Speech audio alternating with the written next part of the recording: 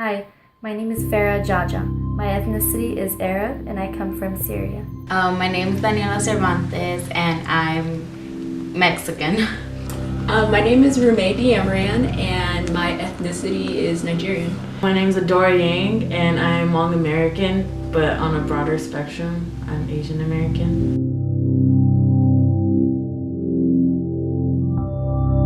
I never really was questioned about where I came from or who I was.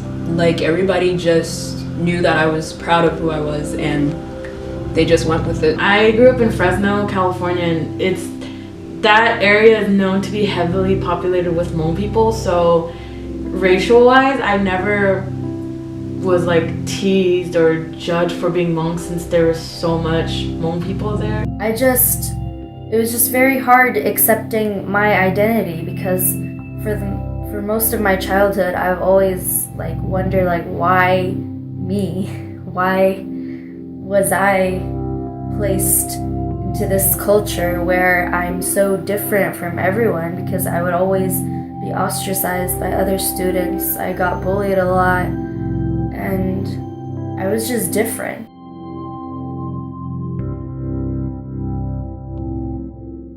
I don't feel like I was ever judged because of my skin tone. No, not because of my skin tone, because I'm pretty light. I've definitely been bullied and ostracized because of the way I look. No, I haven't been slandered for the color of my skin, and there's a lot more Nigerians on this campus, so it's pretty much been the same since I was younger. I've never really felt like it was because of my skin tone. I think it was just because of my prominent features in general.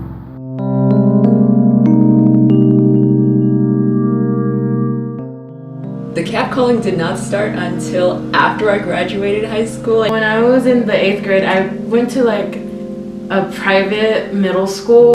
A week after I had graduated high school with my friends, and we went to this Korean barbecue place. I was walking towards my bus stop and one of my classmates, and I still know his name, first and last, how he looked. The attire was formal, so I wore this nice red cocktail dress that I had for a couple years. I walked past this boy and he looked at me and he says, "Wow, can I touch your boobs?" While I was standing in the parking lot, all I heard was somebody saying, "Oh, beautiful, so gorgeous." I just said the first thing that came to me and I was like, "Go fuck yourself."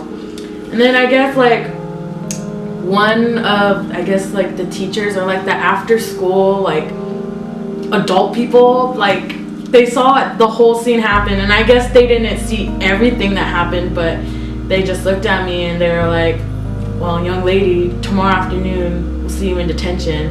And I was pissed as fuck because he started it and he's the one who said those rude things, and yet I was the only one who got in trouble. I wouldn't say I'm insecure, but for the first time in my life, I felt that insecurity and I felt small.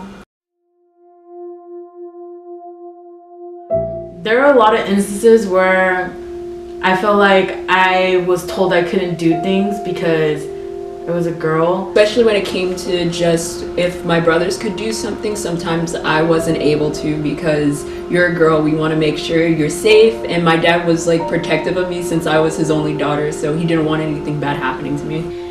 People don't take me as seriously. I was always on the tomboy side, and so I had more male friends than I did female friends, and I felt a lot of girls would always say "Oh, you're just one of the boys."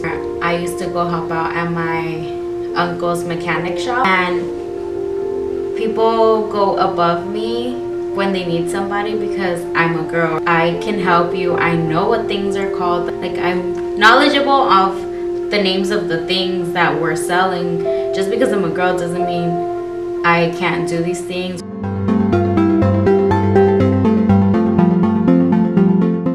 Don't take everything on the chin if you know that this is something that bothers you and something needs to be done about it. And always stand up for your people and be proud that you can speak two languages and be proud of who you are and where you come from. Don't think you can't do things because you're a girl. Times are changing. Girls are just as good as boys. Sometimes girls are better than boys. Don't be afraid to just hide off in the shadows. Like, if you know that you stand out and you shine, then make sure you shine. Don't let anybody try and dim that light. Never let it die, and to not let anybody make them feel like they need to assimilate or conform or become whitewashed.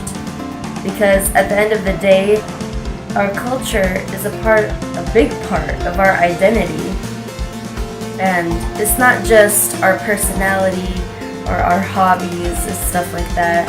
It's our culture. It's where we come from. And so you should hold on to it and stay true to yourself.